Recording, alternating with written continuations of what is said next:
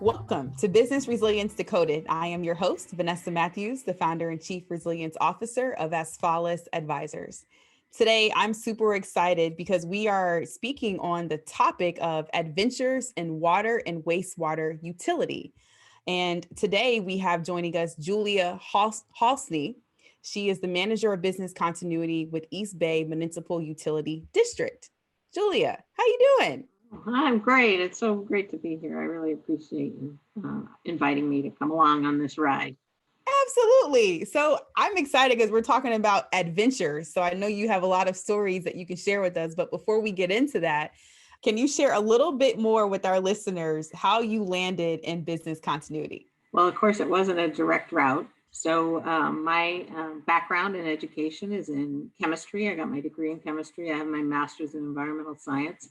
And I started in the environmental field, working in laboratories and also working for consulting in environmental field. And then eventually that led me to an opening at East Bay Municipal Utility District, which we call EBMUD or Mother Mud, depends on how you view it. But I worked in their laboratory for about 5 years, and a position came open on the management team. They had this program where they were trying to promote from within. So if you're a mid-level supervisor or manager, there was this program you could apply to. And part of that was they would give you a project. I applied, I was accepted into that program, and my project was business continuity.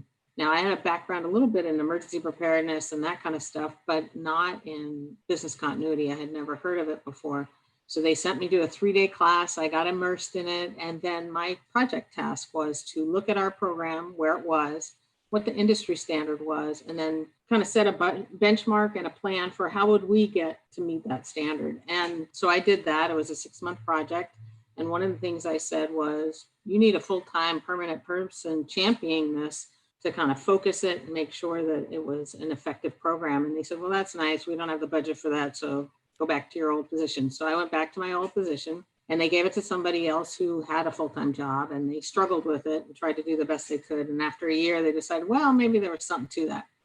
So they did open this position as a temporary and then as a permanent. And I applied and I was accepted. And so I was promoted into the position, and I've been there ever since. So it's been about 13 years now. So it's been great.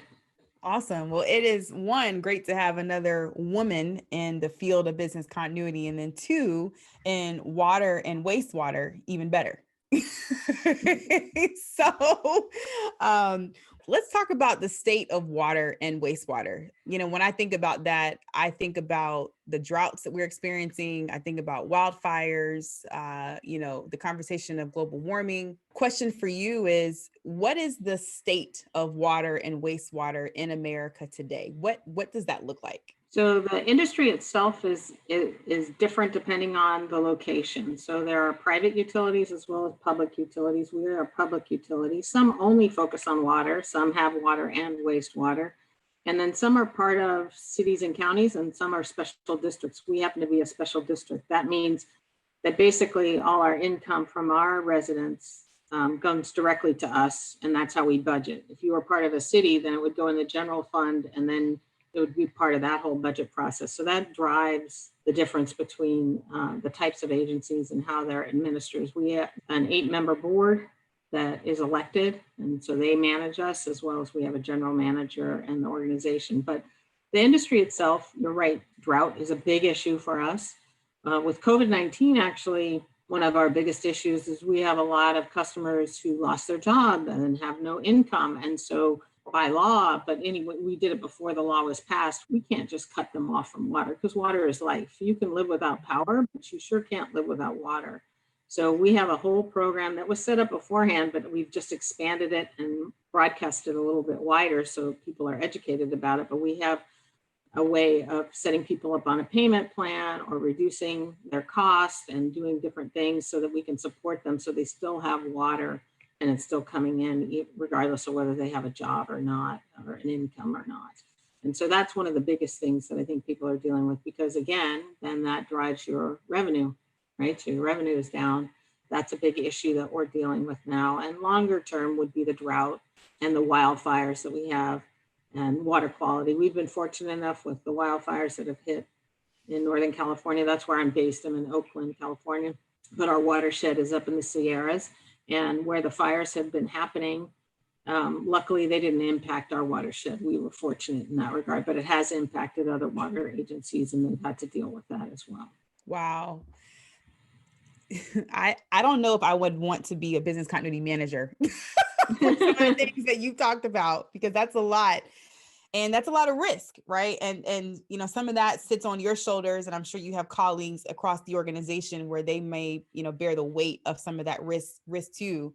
As you think about risks, what are some of the emerging risks that you see from a water and wastewater perspective? So what I mean by that is, at some point, a pandemic was an emerging risk until it became the current crisis.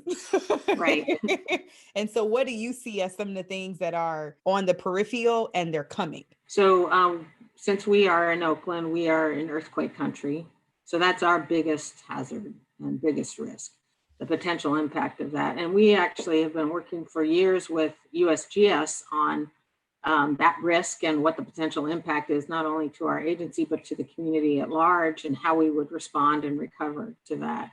And then coordinating and working closely with our cities and our service area, the counties. So we cover more than one county, and managing that is a big part of it. Sort of like if you think of New Orleans has all the parishes. Yep. They have to coordinate. So water and wastewater has that same issue where they need to deal with different cities and deal with communities and deal with that. So that's a big risk for us, and we're always planning for that.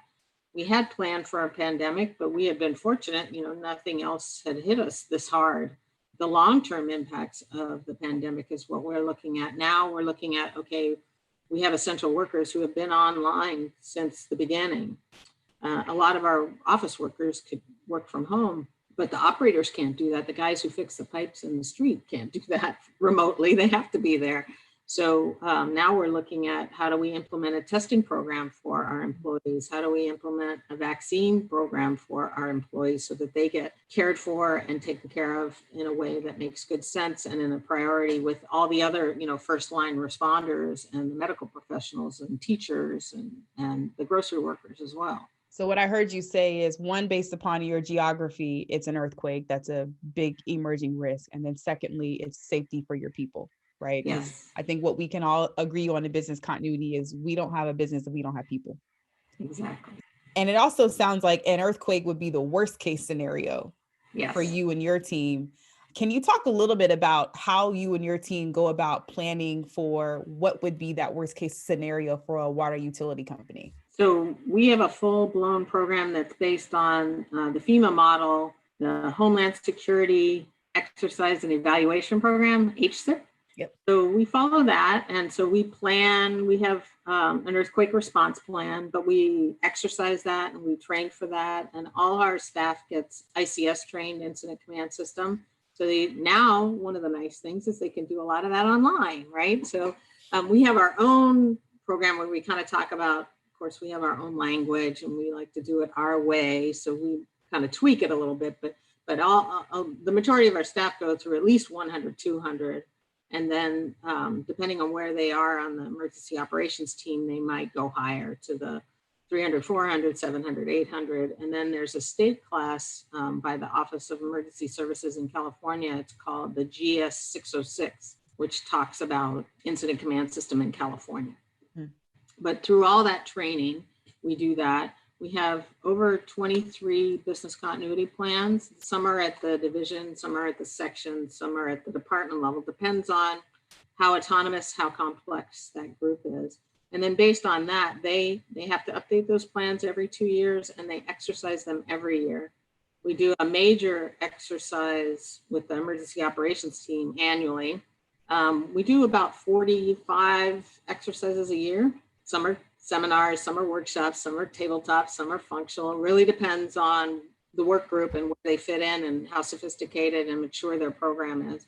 Through all of that, it helps us practice, right? So this, you could say COVID has been a big practice. This is the longest we've ever activated our EOT. And so we're practicing, how do you fill out the ICS forms? How do you communicate with each other? What's the best frequency? What are the channels? Who needs to know what? All that stuff prepares us for that earthquake. And then we think about, how is that going to impact us long term? How do we streamline this, make it more efficient? Are we leaving anything out? That kind of stuff. So we'll do an after action report. We've done one for phase 1 of COVID. We'll do another one for the end of this.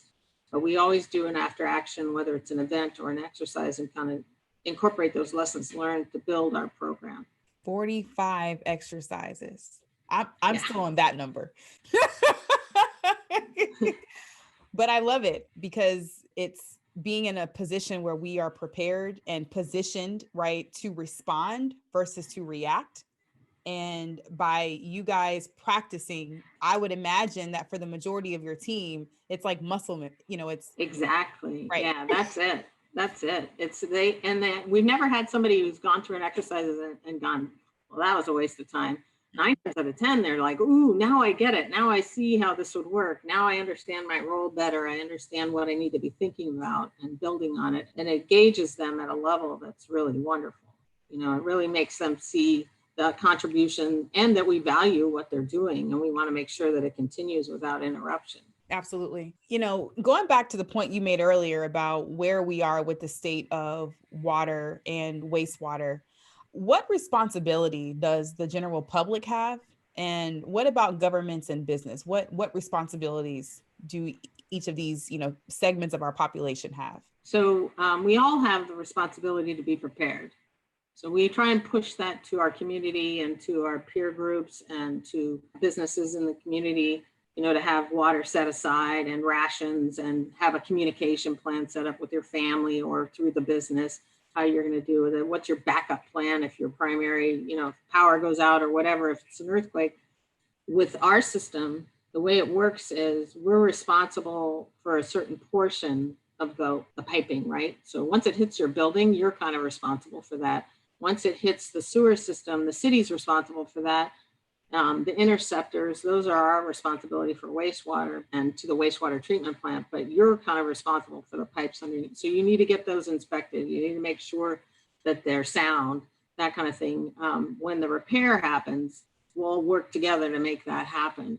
But I think each business has an obligation to have a business continuity plan. So they always want to be prepared. For hospitals, what we try and do is make sure that they have enough stored water on site so that if there was a breach in the water service, they can still perform at least the basic functions that they need to. For some of the older facilities, it's harder, right? For a refinery, they use potable water for cooling towers typically. One of the things that we've done is worked with Chevron, who's one of our bigger customers, and we use recycled water in their cooling water tanks. So that enables us, if we need to, we can switch back to potable water if there was a breach. But they have this alternative source that's a little more cost effective for them and for us. So we're not using potable water for that. But it's always looking at long term. If you have irrigation, can you use recycled water instead of potable water? Looking for ways to be more efficient using gray water, reuse, that kind of stuff, really planning long-term for sustainability in water and to account for when those droughts happen and how you're going to manage through that. So you can look for the earthquake and the what if, but the drought we're living through right now. So just private consumers, the average residential customer, is conserving water is a great thing. We've asked our customers on numerous occasions when we've had these droughts, and they've always stepped up to the plate to minimize their water use and to really look at that. And we're fortunate that they've been so generous and careful and planning, and they care. That helps. Julia, where can our listeners find you? East Bay Mud has a website, so it's www.ebmud.com. And then you can also reach me by email at julia.halsne@ebmud.com. And Halsne is HALSNE. Well, there you have it. Thanks for tuning in to Business Resilience Decoded with Disaster Recovery Journal and Asfalis Advisors. Subscribe, share, download, and look out for future episodes.